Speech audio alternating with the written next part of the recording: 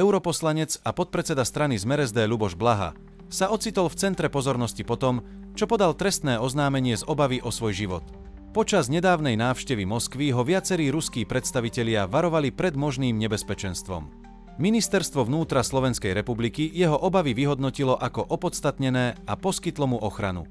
Blaha, známy svojimi kontroverznými vyjadreniami a blízkymi vzťahmi s Ruskom, navštívil Moskvu, kde prednášal na Moskovskom štátnom inštitúte medzinárodných vzťahov MGIMO.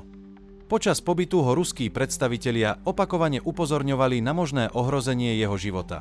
Prakticky každý ruský predstaviteľ, ktorého som v Moskve stretol, sa ma pýtal na Roberta Fica. Atentát na nášho premiéra šokoval celé Rusko. Väčšina novinárov mi po rozhovore so mnou želala veľa šťastia.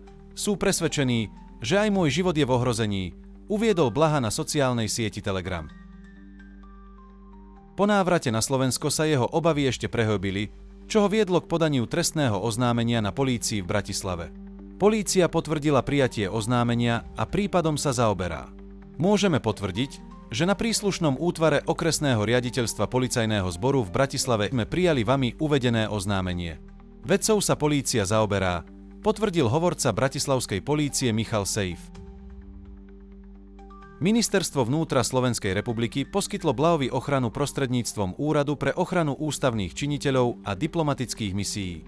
Poslancovi Európskeho parlamentu P. Blahovi je poskytovaná ochrana Úradom pre ochranu ústavných činiteľov a diplomatických misií MV Slovenskej republiky na základe udelenej výnimky ministra vnútra, ktorá bola udelená vzhľadom na zvýšené bezpečnostné riziká.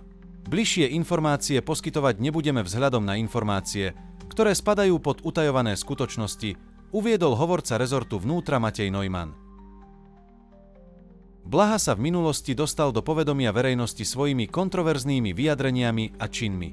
V novembri 2023 odstránil vo svojej kancelárii vlajku Európskej únie a portrét prezidentky Zuzany Čaputovej. Tento čin vyvolal vánu kritiky a viedol k trestnému stíhaniu zo strany Národnej kriminálnej agentúry NAKA pre podozrenie z prejavu sympatie k hnutiu smerujúcemu k potlačeniu základných práv a slobôd.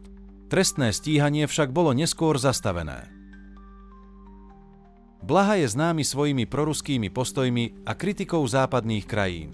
Jeho návšteva Moskvy a následné varovania o možnom ohrození života vyvolali na Slovensku rôzne reakcie. Niektorí ho podporujú a vyjadrujú mu solidaritu, iní ho kritizujú za jeho politické postoje a kontakty s Ruskom. Otázkou zostáva, aké konkrétne hrozby Blahovi hrozia a kto za nimi stojí. Polícia zatiaľ neposkytla bližšie informácie o prebiehajúcom vyšetrovaní. Blaha však naďalej pokračuje vo svojich politických aktivitách a vyjadreniach, pričom zdôrazňuje potrebu ochrany národných záujmov Slovenska a kritizuje západné krajiny za ich politiku voči Rusku.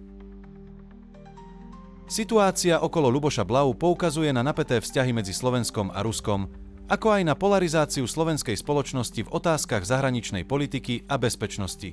Blahové vyjadrenia a činy vyvolávajú silné emócie na oboch stranách politického spektra, čo prispieva k ďalšiemu zvyšovaniu napätia v krajine. Vzhľadom na prebiehajúce vyšetrovanie a poskytnutú ochranu zostáva otázne, ako sa situácia okolo Ľuboša Blahu bude ďalej vyvíjať, aký dopad to bude mať na jeho politickú kariéru a bezpečnosť.